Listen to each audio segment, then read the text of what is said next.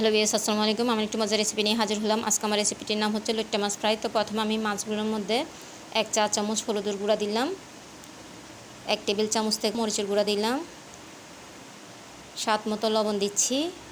আর এগুলোকে আমি প্রথমে মেখে রাখবো। দেখতেই পাচ্ছেন আমি কিভাবে মেখে নিচ্ছি। মেখে কিছুক্ষণ রেস্টে রেখে দিচ্ছি। এরই মাঝে আমি সামান্য পরিমাণ ময়দা নিলাম, দেখতে পাচ্ছেন এগুলো হচ্ছে চাউলের গুঁড়া।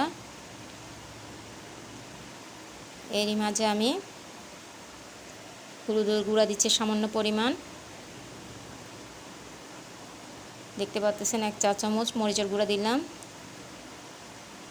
1 চা চামচ ধনিয়ার গুঁড়া দিলাম, সামান্য পরিমাণ লবণ দিচ্ছি।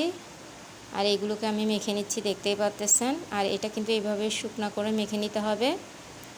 আর চাউলের গুঁড়া প্লাস ময়দা দিয়ে মেখে মাছটা ভাজলে কিন্তু খুবই ক্রিস্পি থাকে। তো দেখতে পাচ্ছেন আমি একটি প্যানে তেল দিয়ে দিলাম যাতে করে তেলটা গরম হয়ে যায়।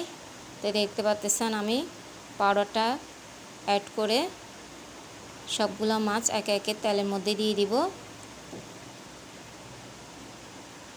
দেখতে পাচ্ছেন আমি সব মাছ কিন্তু দিয়ে দিচ্ছি।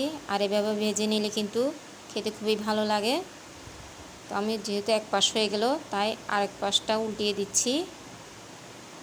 আর এই মাছ ভাজাটা কিন্তু গরম ভাতের সাথে খেতে খুবই ভালো লাগে, ছোট বড় সবাই পছন্দ করে। আর সাথে যদি পাতলা ডাল থাকে তাহলে তো কথাই নেই। তো দেখতে পাচ্ছেন মশলা তৈরি হয়ে গেলো আমার লইট্টা মাছ ভাজা, দেখতেই পাচ্ছেন। আশা করি আপনাদের সবার ভালো লাগবে। আর এখন কিন্তু বাজারে অনেক বড় বড় লইট্টা মাছ পাওয়া যাচ্ছে। এই লইট্টা মাছ ফ্রাই করার জন্য উপযুক্ত সময় এটা। একবার হলো তৈরি করে দেখবেন। তো দেখার জন্য সবাইকে ধন্যবাদ।